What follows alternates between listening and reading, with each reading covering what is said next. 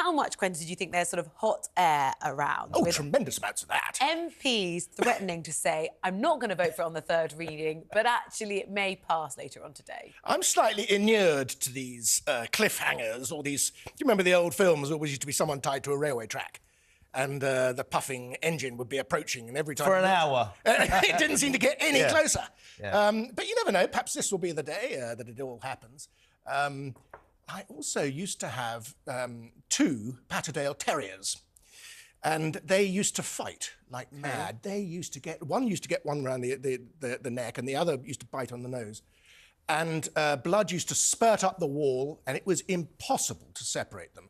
And thinking about those terriers, there's only one of them left now, you'd be surprised to hear, it's like the Tory parliamentary party. They have this delight, a sort of instinct for trying to kill each other. And I don't know. Somebody was telling me on the right of the parties, there are 5 wings on the right of the party. This has been going on since Maastricht. I mean, every time like the life of Brian. They find themselves in a position after 2019 with an 82-seat majority. We can talk about Partygate till we're blue in the face. 3 years later, electoral oblivion is what everybody thinks is going to happen. And still they moan and groan and fight and scrabble and...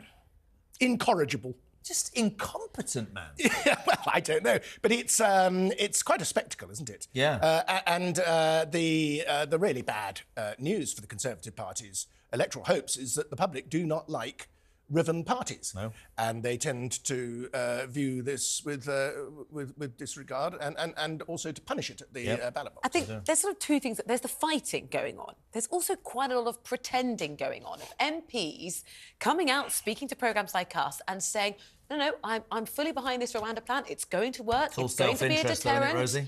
And now? But why do you think they are just determined to say this plan will work? Let me play devil's advocate over a bit about the MPs themselves. Because, OK, we're all having a bit of fun at their expense and calling them Patterdale Terriers and all that. But they are sent to Parliament by the electors. And if the electors have a very strong view about something, and if the electors think, we want to have this Rwanda plan, and actually I agree with them on that, I think it's a good idea to act as a deterrent.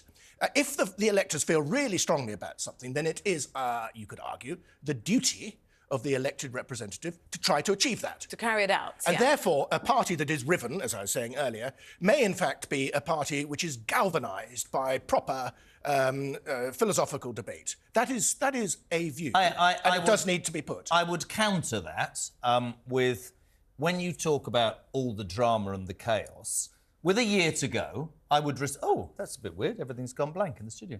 It would be maybe wrong to say this to you, or maybe you would think I'm wrong in saying it, but I'm not concerned. I look at it and I think the British public will go, right, so some of you are saying you believe it when you patently don't, because you're judging whether he's going to succeed or he's not. Others, like Lee Anderson, Red Wall, absolutely listen to your constituents, so when you lose your seat or when you're out campaigning, you can go, listen, I didn't agree with him. I would believe that this ridiculous deal, personally, I don't think it would ever going to work. I think this is all about personal ambition. I think they're all out to make a pitch for themselves. And you don't sort of blame them, but there's no coherent government at the moment. And that is another thing that the British public will go, we're done after 13 years, that's it. Well, I think they're all getting caught on niceties, little burrs, little coat-hooks. And there is broad agreement. Do you think? In the Conservative Party about this. There is broad agreement, but they are looking into finding differences in which they can capitalise on differences in order to do a bit of chest beating. And he can't win the election, though, can he? Well, it looks less likely this week than it did last week. There's another interesting poll in the Telegraph, which seemed to have been taking a slightly to say the least, anti-Sunak stance. Voters in more than the Telegraph or the Telegraph. Oh, yeah, well, for some time now. Voters in more than 3/4 of parliamentary seats would prefer a Labour leader, Keir Starmer, to Rishi Sunak. I mean, the Conservative media must be reading this thinking, you know, what can we do in the next 10, 11 months? Well, my personal view about these things is that, you know, they say a week is a long time in politics. Certainly 4 weeks, which is the normal length of a general election campaign, is an eon. And if you think back to 2017, at the start of the 2017 general election campaign, Theresa May, 25 points ahead, was it? Or something like that. But what a terrible And then campaign.